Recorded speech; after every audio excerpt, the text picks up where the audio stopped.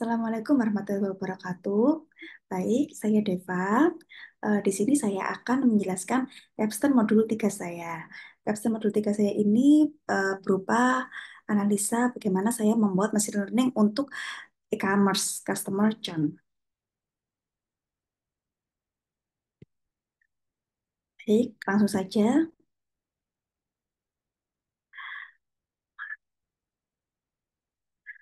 Pada video kali ini, kami akan membahas tentang eh, pertama, business problem, lalu kemudian data understanding, lalu cleaning eksplorasi data, kemudian data preparation, modeling, explainable model, dan yang terakhir adalah conclusion dan recommendation. Untuk yang pertama, business problem. Business problem di sini, pada dunia e-commerce, pelanggan adalah kunci keberhasilan. Kita mengharapkan bahwa pelanggan akan selalu loyal dan diharapkan agar pelanggan tidak meninggalkan aplikasi yang telah kita buat atau kita sebut sebagai churn. Lalu kemudian faktor-faktor apa saja sih yang menyebabkan pelanggan-pelanggan itu untuk churn dan faktor-faktor apa saja dan bagaimana kira-kira meningkatkan keloyalan pelanggan dengan aplikasi yang telah kita buat. Problem statement pada analisa ini adalah bagaimana memprediksi target pelanggan yang tepat agar dapat disesuaikan metode yang akan diambil guna mencegah untuk pelanggan John. Lalu tujuan dari analisa ini adalah yang pertama, memprediksi kemungkinan pelanggan akan churn atau tidak. Lalu yang kedua, mengetahui faktor-faktor eh, yang mempengaruhi churn. Dengan cara apa? Yang pertama, kita menemukan pola untuk membedakan pelanggan yang churn dan tidak. Lalu yang kedua, kita membangun model klasifikasi untuk perusahaan dalam memprediksi pelanggan yang churn dan tidak. Selanjutnya, matriks evaluasi di sini kami menggunakan eh, churn sebagai kelas positif dan no churn sebagai kelas negatif. Matriks evaluasi di sini kami menitik beratkan pada recall. Dan di sini ada dua tipe error. Yang pertama adalah tipe error yang pertama adalah false positive. False positive ini di sini kami memprediksi eh, pelanggan churn, namun kenyataannya tidak churn. Dan ini menyebabkan perusahaan melakukan upaya pencegahan churn yang tidak perlu, karena seperti memberikan insentif atau promosi khusus untuk mempertahankan pelanggan yang sebenarnya tidak churn. Lalu ada tipe error kedua, kesalahan kedua yaitu false negatif. False negatif di sini kami memprediksi bahwa pelanggan tidak churn, namun kenyataannya pelanggan churn. Dan ini menyebabkan perusahaan mungkin kehilangan pelanggan tanpa melakukan tindakan apapun pencegahan yang diperlukan agar pelanggan tidak churn.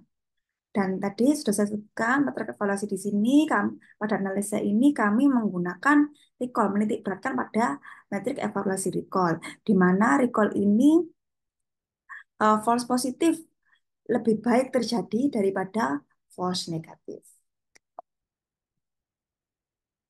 Lalu kemudian data understanding. Data yang kami dapatkan terdapat 3.941 baris dengan 10 kolom feature dan 1 kolom target. Data ini memuat kolom-kolom sebagai berikut. Yang pertama adalah kolom informasi demografi. Kolom informasi demografi ini kami tandai dengan warna hijau, yaitu fitur warehouse to home dan fitur marital status, di mana warehouse to home adalah jarak gudang ke rumah pelanggan, kemudian marital status adalah status pernikahan pelanggan. Kemudian yang kedua adalah kolom yang memuat tentang penggunaan aplikasi oleh pelanggan. Di sini sudah kami tandain dengan warna pink. Di sini ada tenor, tenor ini adalah lama pelanggan dalam menggunakan aplikasi atau pertama kali sampai sekarang terdaftar berapa lama gitu. Kemudian ada number of device registered, ada preferred order kategori, lalu number of address, lalu kemudian days in last order, lalu yang terakhir adalah cashback amount.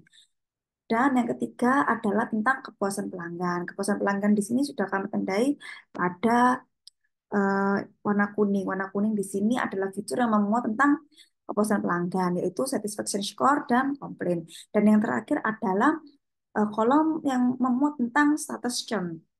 Status churn di sini jelas eh, adalah apakah pelanggan tersebut churn atau tidak. Churn dengan kita tanda dengan satu dan yang tidak churn dengan nol. Kemudian yang ketiga adalah setelah data kami peroleh, kami lakukan cleaning dan exploratory data. Data cleaning di sini kami mereplace data yang seharusnya sama seperti mobile phone dan mobil pada kolom preferred order kategori. Di sini mempunyai data yang bermakna sama. Maka kami replace menjadi data mobil phone saja. Lalu kemudian kami juga menghapus atau mendrop 672 data duplikat. Dan kami juga menghapus atau mendrop 8 data extreme outlier. Kemudian pada eksplorasi kami, kami menemukan imbalance pada kolom churn atau kolom target tidak seimbang, yaitu antara data churn dan tidak churn eh, mempunyai proporsi yang tidak seimbang. Kemudian kami juga menemukan bahwa kolom-kolom numerik tidak memiliki distribusi normal. Lalu yang ketiga eh, terdapat 3 kolom yang mengandung missing value. Kemudian setelah kami lakukan data cleaning dan eksplorasi data, kami lakukan data preparation untuk masuk ke dalam machine learning.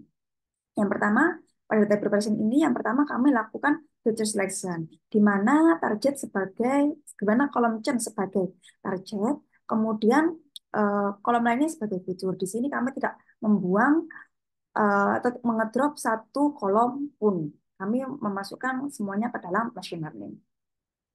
Setelah kami lakukan feature selection, selanjutnya kami lakukan imputasi dengan simpul imputer kepada kolom-kolom yang memiliki missing value.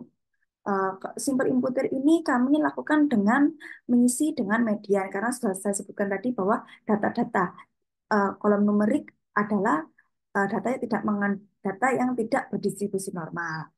Maka kami memilih mengisi kolom missing value menggunakan median. Kolom-kolom yang mengandung missing value adalah kolom tenure, warehouse to home, dan day since last order. Kemudian kami lakukan encoding untuk data kategori menggunakan one hot encoding, dan kemudian kami juga menggunakan uh, scalar, robust scalar untuk data-data numerik termasuk data-data yang sudah kami lakukan imputasi.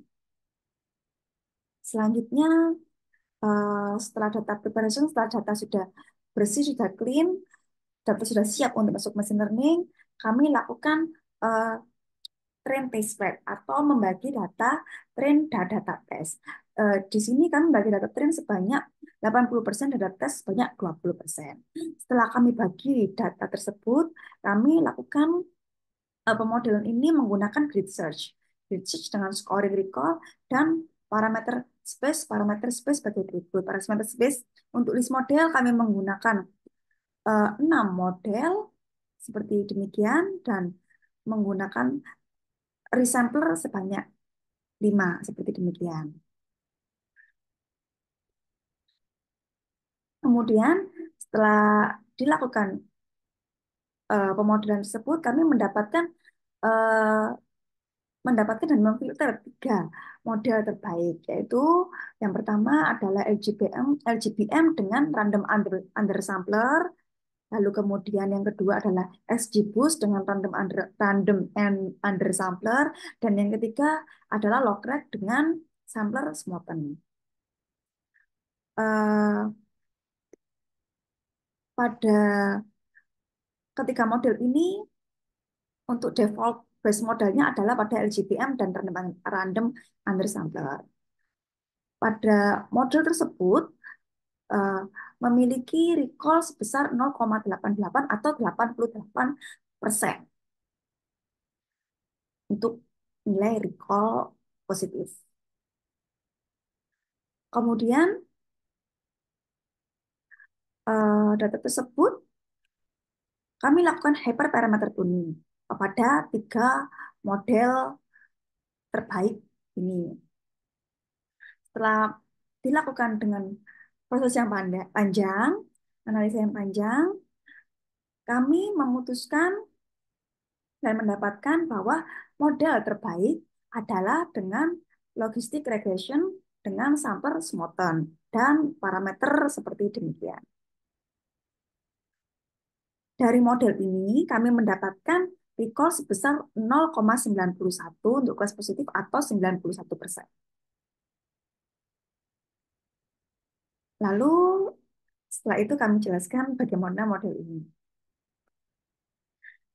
Pada model dari default model dan kemudian kami lakukan hyperparameter tuning, di sini kan kami sudah menitikberatkan di awal, yaitu kami menggunakan recall. Di mana recall di sini artinya false positif lebih baik terjadi daripada false negatif. Yang artinya diharapkan false negatif menurun, menurun gitu. Maka di sini sudah terlihat jelas bahwa false negatif di mana data diprediksi tidak churn, namun aktualnya adalah churn. Di sini dari default model adalah 13, setelah lakukan hyperparameter tuning menjadi 10. Dan untuk kelas false positif, di sini juga meningkat. Di sini dari jadi 83 naik menjadi 142 setelah dilakukan hyperparameter tuning. Kemudian eh, untuk feature importance, di sini fitur yang paling berpengaruh adalah fitur tenor. Fitur tenor di sini adalah eh, ini masa di saat pendaftaran sampai sekarang.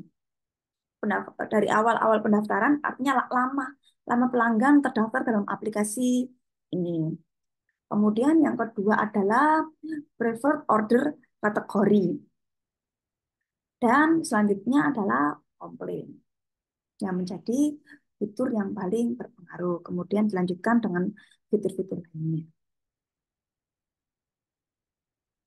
Baik, dan selanjutnya akan eh, kami lakukan kesimpulan dan rekomendasi. Dari pemaparan tadi dapat disimpulkan bahwa model terbaik adalah logistic regression dengan Samper Smoten dengan skor training 87% dan skor tes sebesar 86%. Kami juga menitikberatkan pada recall, yaitu dengan recall model mampu mengetahui 91% pelanggan churn dan 74% pelanggan tidak churn. Kemudian kami juga telah menghitung jika tanpa machine learning, profit perusahaan sebesar bahkan minus sebesar 9.500 US dollar. Namun jika dilakukan prediksi dengan menggunakan machine learning, maka profit perusahaan menambah jadi 49.000 US dollar.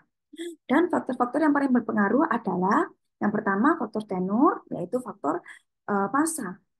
Masa di mana uh, pelanggan terdaftar pada aplikasi ini.